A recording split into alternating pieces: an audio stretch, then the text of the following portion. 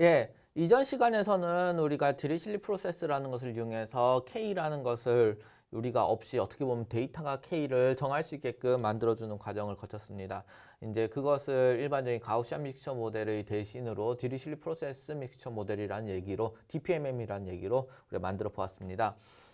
그러나 우리가 가우시안 믹스처 모델 말고도 다양한 그 모델링 기법들이야 클러스터링 기법들이 있습니다. 그런 클러스터링 기법들은 가끔 그냥 디리실리 프로세스만으로는 모델링 하기가 어렵습니다. 그래서 사람들이 하이어키컬 디리실리 프로세스라는 하이어키가 있는 그런 디리실리 프로세스를 만들게 됩니다. 이 부분에 대해서 우리가 한번 더 알아보도록 하겠습니다.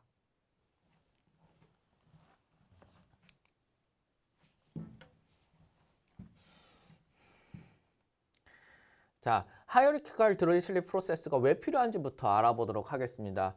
문제는 이제 프라이어를 세퍼레이트하게 주면은 어떤 그 문제가 생긴다는 것인데요. 다음 같은 경우를 한번 생각을 해봅시다. 첫 번째로 이렇게 가우시안 믹스처 모델이죠. 이것이 이 가우시안 믹스처 모델의 경우에서는 프라이어가 어떻게 되어 있습니까? 프라이어가 이 전체 데이터셋 X라고 하는 이 데이터셋들에 대해서 즉 하나만 이건 사실은 파이라고 하는 것은 우리가 프라이어라고 얘기하기는 어렵습니다. 그냥 이렇게 MLE 스타일의 가우시안 믹스처 모델에서는 이제 여기에다가 프라이어를 넣어가지고서 이걸 랜덤 베리어블화 시키고 프라이어를 넣어가지고서 이제 내려오게 되는데 이 데이터셋 X라고 하는 것에 대해서는 아무런 스트럭처가 없는 거라고 보는 것이죠. 이 X라고 하는 것은 마치 흩뿌린 디멘전에 이제 그냥 그 어떤 스페이스에 점들이 흩뿌려져 있다라는 것만으로 보시면 되겠습니다.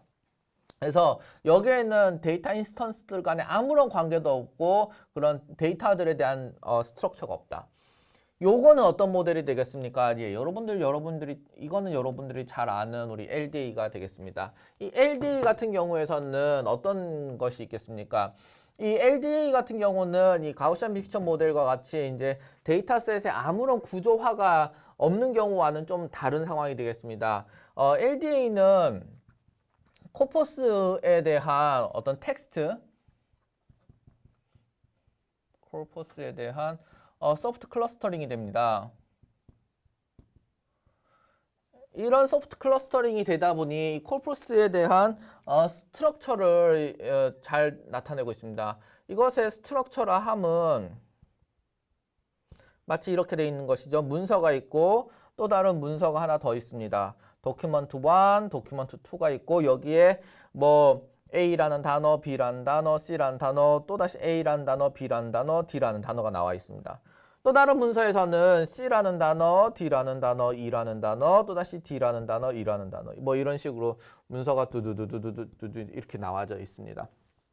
즉 여기서는 또 이것이 전체가 다 합쳐져서 데이터베이스처럼 불리려고 했는데 이게 하나의 코퍼스라고 보시면 되겠습니다.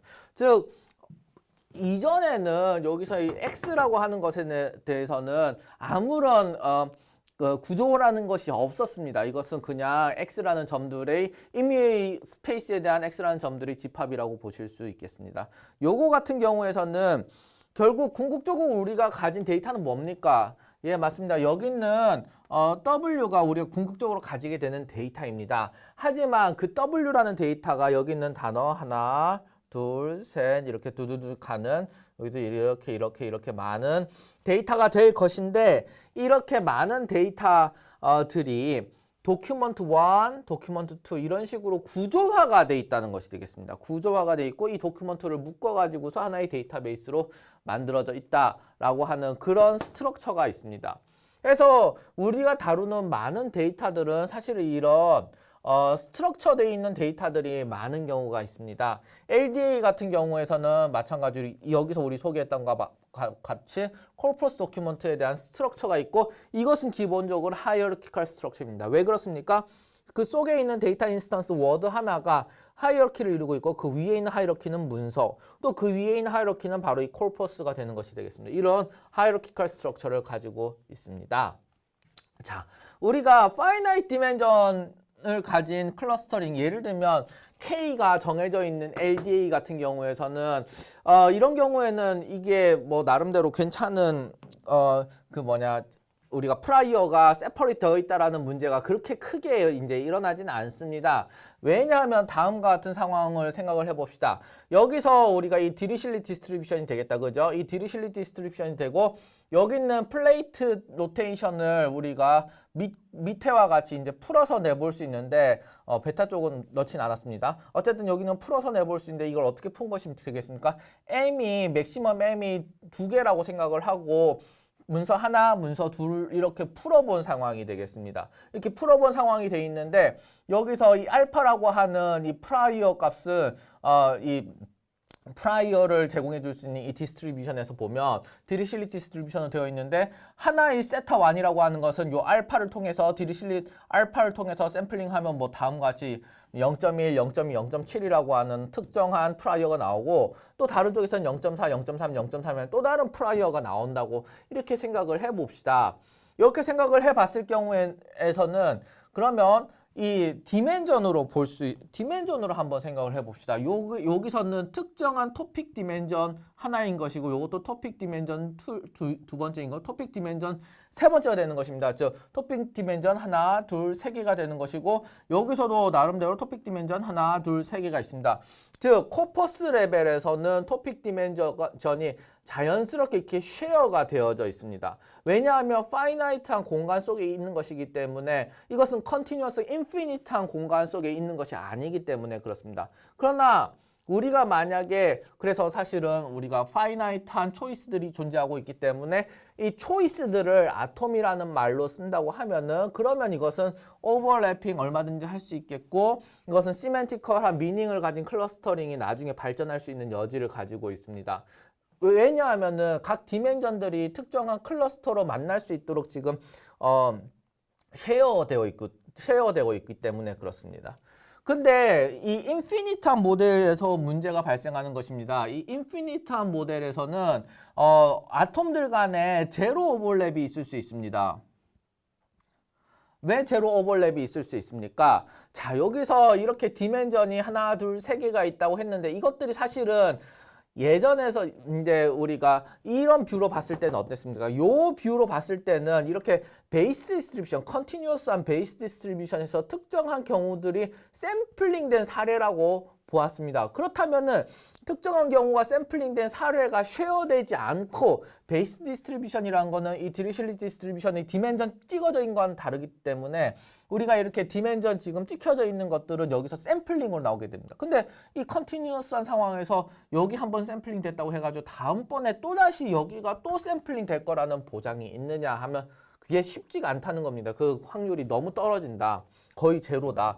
그러니까 우리가 서로 여기서 샘플링된 어떤 세타들과 여기서 샘플링된 어떤 세타들이 서로 쉐어가 될 수 있는 상태가 만들어줘야 되겠다라고 하는 그런 요구사항이 발생하는 것이 되겠습니다. 즉, 자, 여기서 이 베이스 디스트리뷰션에서 뭔가 샘플링해서 이 베이스 디스트리뷰션 뭔가 샘플링해서 G0라고 하는 여기서 뭔가 세타라는 것이 나올 수 있도록 만들어져 있는데 이 G0라는 디스트리뷰션이 그러면 여기서 그러면 요 세타라고 하는 요것이 그럼 어떻게 하면은 쉐어가 될 수 있게끔 될 수 있을까? 클러스터링, 스트럭처링, 그 하이어키컬 스트럭처 상황에서 쉐어될 수 있을까? 그것을 만들어내는 문제가 있습니다.